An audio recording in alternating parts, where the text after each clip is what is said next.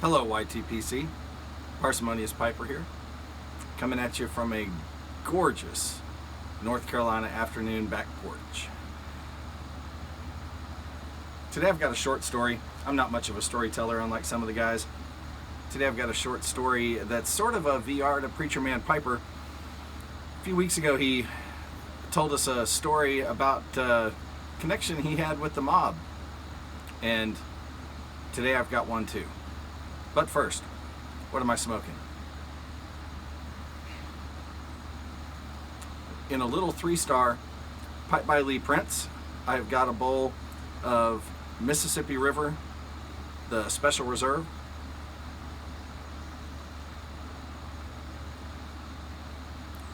Mild English.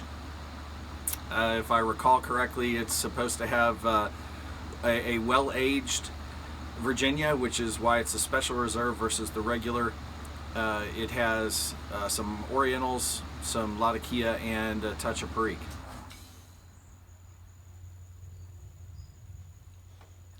It's nice. This is my first impression of it. I got a little sample of it, and yeah, I like that.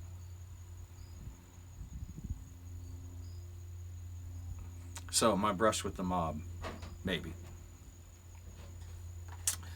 Last summer of college, one of my college buddies and I decided we were going to go fishing up in Minnesota. Now, we went to school in northern Missouri, what then was Northeast Missouri State, now Truman State. He lived in St. Louis. I lived across the river in Illinois. So we rented a cabin and a little John boat with an outboard motor for a week up in Minnesota. On Lake Winnebagoshus, which is right at the headwaters of the Mississippi River. In fact, we were on what I believe the locals called Little Winnie, which is a smaller of two lakes, connected by a spur of the Mississippi River that was maybe 10 feet wide, and we could have grounded the boat in it if we had chosen to. We saw people taking pictures that way. We didn't.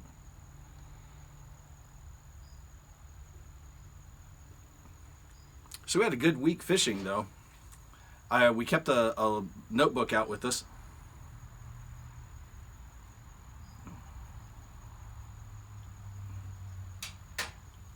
And over those 4.5 days on the water, we caught 283 fish. You'd pull something in just about every time you cast, it seemed like. Now, the vast majority of those, the locals called snakes. Small pike. Not worth keeping, not worth eating. We threw them all back. We also caught some sunfish, bluegill, things like that. A few bass, and a couple of walleye. Now, one of the walleye that I caught was big enough to land me in the Minnesota Blue Book. I don't know if they even still do that, but they used to have a blue book that you could get of the names and weights and sizes, lengths of all of the largest fish that were caught that year.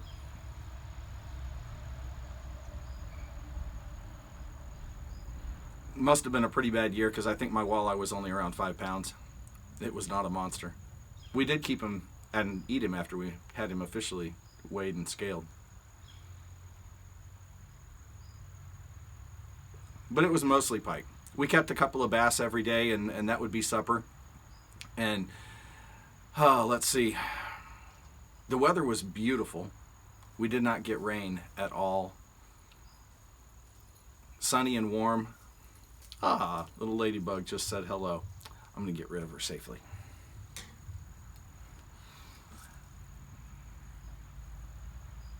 But I got to tell you, the mosquitoes were something. Oh my goodness, they were something fierce. Now out on the water, they weren't really so bad because we didn't get too close to land.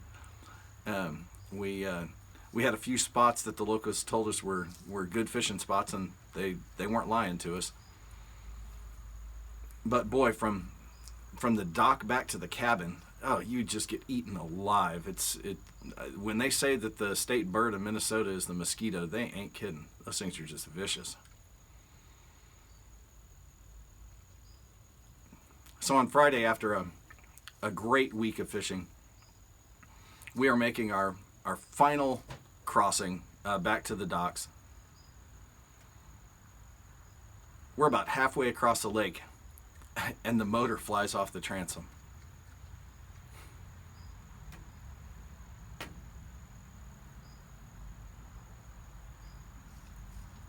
Fortunately, though we hadn't checked beforehand, there were in fact 2 oars on the boat. And we were able, with much effort, to row all the way back to the dock. When we got there, the marina owner insisted that we pay for a ridiculous price, in fact, for the outboard motor that they had very poorly installed.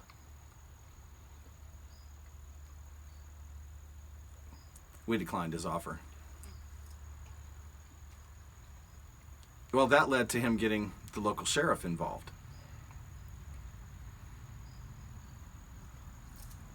So we got dragged downtown. At this point, honestly, we're a little scared. A couple of college guys, we've never been in a situation like this. We didn't have the money to pay for his motor.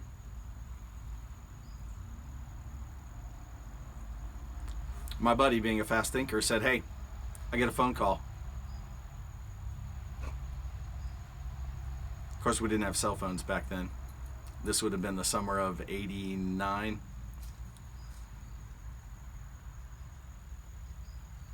So he called his dad, told him what was up, came back in. We cooled our heels for a little while, when all of a sudden that sheriff came into that room looking white as a sheet, just white as a ghost. He said, "Go back to the cabin, pack your things, you boys get on home." Not being one to ask questions, we did so. We packed up, got everything in my little car. I think I had a little Escort station wagon or something back then, and packed it all up. We got out of state, staying at the speed limit so as not to draw any further law enforcement attention, but we got out of state.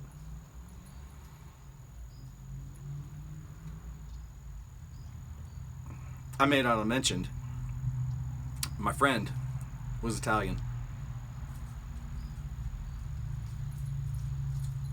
And his dad had both business and familial ties with Italians on the Hill, which is the mob section of St. Louis.